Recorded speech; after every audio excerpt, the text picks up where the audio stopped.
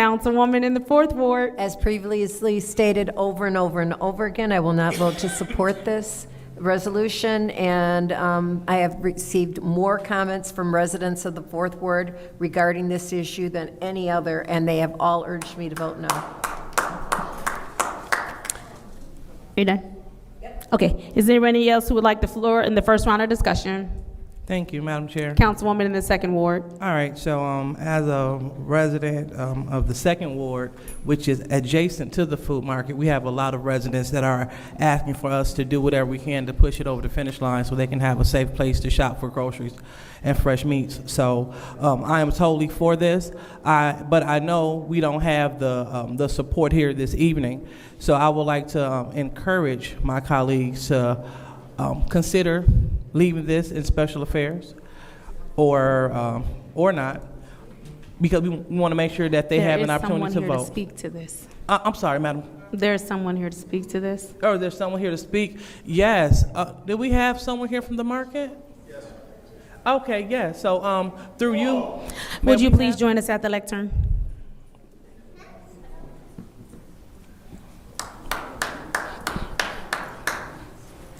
Thank you. Yes. So hi, and thank you so much for coming. So if you could you just tell us a little bit about what this is, because we've been dealing with this for years, and it may have got lost in somewhere. So just so people can have an understanding of what exactly is the North Flint Food Market.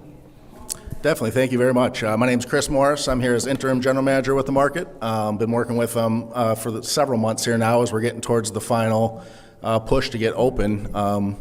And, you know, the North Flint Food Market is a consumer-owned cooperative, so it'll be the only community-owned grocery store in Genesee County. Excited to be working with a lot of, you know, community organizations to bring that to fruition. You know, you don't have to be an owner to shop there, but you know, ownership allows you a democratic voice, a chance to be on the board, to set direction and policy, and a chance to earn dividends from the profits. So, as a co-op, anybody is welcome to shop with us, but it'll be unique in that it's very transparent and democratic in an organization, I think. So. All right, and so can you tell us, I know that you're new being on board, can you tell us a little bit about some of the challenges that you all had in terms of opening up? Some of the challenges, so like, for example, this is something that I've heard, you know, by being on the north side, it has been the target for theft and vandalism. You know? Yeah, that is, you know, of utmost concern, you know, so we have a lot of, you know, measures in place, you know, to Can help. you please pause the time? Excuse me, sir. Can you step aside? I can't see. Yeah. Can you step over, please? Thank you.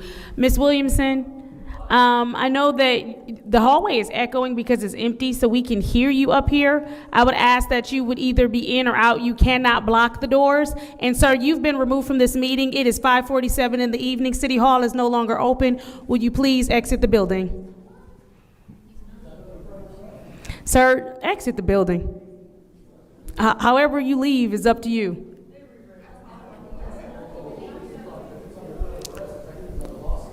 And he's standing inside of council chambers, inside the door, blocking a door that he was put out of. And point of order, Madam Chair. What is your point? So the point is, just so the audience is aware, that the chief made it really specific that when you are removed from these meetings, you are not only to leave the chamber, but you are to leave the premises when you are ejected from the council meeting. And did. Thank you. Thank you. Please continue her time. Okay. So I was talking about the things leading up to the opening, so not while it's open, because I was told that while they were in construction, a lot of site equipment was stolen, and so they had to recoup a lot of those things back. You might not even be aware of that, huh? Yeah, no, I cannot speak to that. I apologize. Okay. All right. So with my last 2 minutes, just want you to express why this is important for this community. And you can also lean on some of the success stories in other communities that have spearheaded a co-op like this. No, thank you. And I work with co-ops throughout the country, so I'm just here as interim GM, but I think it's quite important because it's community owned, so it provides access not only to a food desert, but it's owned and operated by the people that will benefit from it. Co-ops have a cyclical value to them and rotate dollars back into the community. So they have access to much more local vendors and partners, than your typical chain store would have. So the challenges of funding, we don't have a large corporation backing us, so it's been grassroots organization. And, it's just, 10 to 15 years is a typical timeline to get these things to fruition. So You said 10 to 15 years? Mm-hmm. Wow. Yep. So it's been a journey, and there's a lot of excitement. We have about 1,000 member owners right now from the community, many organizations as organizational members, and we'll continue to grow that and give back to the community. Okay, so when are you projecting to open? Early to mid-November, Okay. so it's coming quick. All right. And so, and what exactly will these funds do? So these these funds will in particular be used for staffing, which next to cost of goods is our second largest expense, and it'll be for staff training and development with youth and young adults. All right, so this $300,000 will be used to provide jobs Yeah. for local residents to work at the North End. 40 Food plus Market. jobs that we're hiring here in the next 2 months here. So Did you say 40 plus jobs? yeah, it'll be over 40 jobs that we'll be starting with, and hiring from the community. Wow. Okay, so that's definitely what the residents said they wanted. Fresh food, new jobs coming to the city, especially the north side. So thank you. I'll wait my time. Thank you. Thank you. Is there anyone else who would like the floor in the first round of discussion? Sir? Is there anybody else who would like the floor in the first round of discussion? All right, seeing as how there's no one else who would like the floor in the first round of discussion, I will go ahead and take my time. So it cannot be stated enough, the fact that Flint is a food desert, that we do not have grocery stores within our city limits. One of the things that you said that I really wanted to point out is the fact that in addition to that, because we know we're in tough economic times, as a matter of fact, there was just a report released that there are more unemployed people than there are jobs currently in America right now. And so we have an opportunity to create 40 more jobs. In addition to that, there's 975 member owners. 31 Flint churches are members of this co-op. And so what we're doing here today is telling 975 people who have invested their money, 31 churches who have invested their money, invested back into the community, that the city of Flint is either willing to invest as well or not willing to invest. That's what the message that we will be sending today. I also want to be clear that we will be the first and only community-owned grocery store in Flint and Genesee County. So once again, Flint is making history, something we are known to do in the city. Not only is it good that we're making history, but we're also taking away from people having to go and travel way out and spend money elsewhere. Like you said, those dollars are going to be recycled within our community, which is what we need for some development and other things to happen here so that more money is put back into Flint. I also want to be very clear. I am here today to tell 975 people who have put the investment in that I am willing to put the investment in as well. I want to point out the fact that CSMOT, $1.5 million, has invested in Flint. The USDA NIFA, $180,000 has invested in Flint. Healthy Food, $150,000 has invested in Flint. HUD, $260,000 has invested in Flint. MSP Security, $150,000 has invested in Flint. Everyone has invested in Flint. We as a body have an opportunity to invest in Flint. And I know that I have a couple of colleagues who are part of that 975 member body who have already chosen to invest in Flint. What we're looking at here is an opportunity to own a store, to have dollars circle here, to create jobs when we're in the middle of a market that has more people in need of a job than there are jobs. So we're helping to solve a problem right here in our city so that we don't feel that impact as tough as we would be. And then again, there is no reason that the city of Flint, we constantly talk about the things that we need here, from entertainment, for things for children to do, from safer environments. And now we're talking about food and food access and giving an opportunity to have access to food, having an opportunity to have a grocery store right here in our city. on the north end, which we constantly speak about the disinvestment that happens there. And so, and then again, this is something that has been years in the making, years in the making. What I will not do is tell 975 people in 31 churches that what you believed in, what you had hope for, how you thought to build our community and to secure food in our community, that I will not support. So thank you. Is there anyone who would like the floor in the second round of discussion? Does he live in Flint? All right, seeing as how there's no one who would like the floor in the second round of discussion, Councilwoman in the second ward. Thank you. Sir, is there anything that you would like to add before we call for the vote?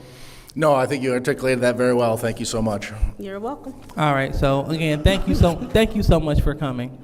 And hopefully, I know that we don't have, like I said, the votes tonight to pass this. Hopefully we can move this to another committee, or leave this here so we can give the other council members that are not present an opportunity to vote on this historic thing that's happening right here in the city of Flint.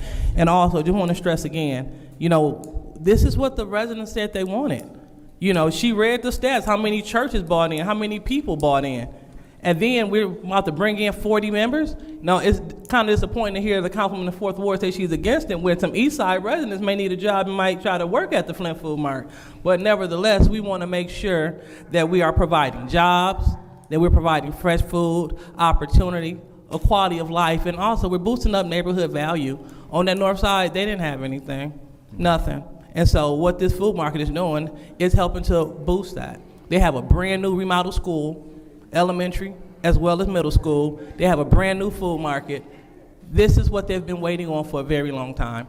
So hopefully those that are elected, we're able to give the residents what they've been waiting on for a long time. So thank you, and thank you. Thank you so much, Madam Chair. Thank you, Councilman. All right, is there anybody else in the second round of discussion who would like the floor? All righty, seeing as how there is no one else who would like the floor in the second round discussion, I'm going to go ahead and just take 2 more seconds to once again tell you 40 jobs will be created in a time where we have more people in need of jobs than actual jobs existing. 975 members of our community believe so much in our community that they took it upon themselves to invest their personal dollars back into our community. 31 churches thought so much of our community, the fact that we needed food access right here in our community, we needed a grocery store and dollars to recycle in our community, that 31 churches put their money, their personal money into this investment into our community. This store will be the first and only community-owned store in Flint and Genesee County. So again, we always talk about Flint, the rich history of Flint. We have an opportunity to be in on the rich history of Flint and create history ourselves here on today. We talk about the fact that you have 1, 2, 3, 4, 5 different entities that have already invested money, again, believing in our community, telling the 975 members that they believe in Flint, that they want us to have access to food, that they want our dollars to cycle and stay in our community. We have an opportunity to do so today ourselves. Roll call, Madam Clerk.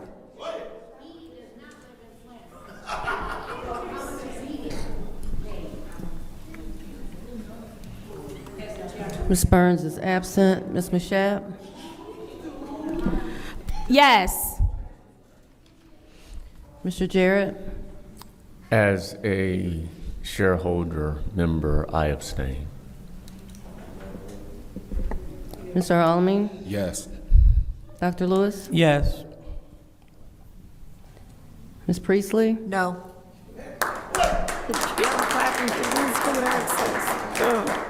Ms. Winfrey Carter is absent.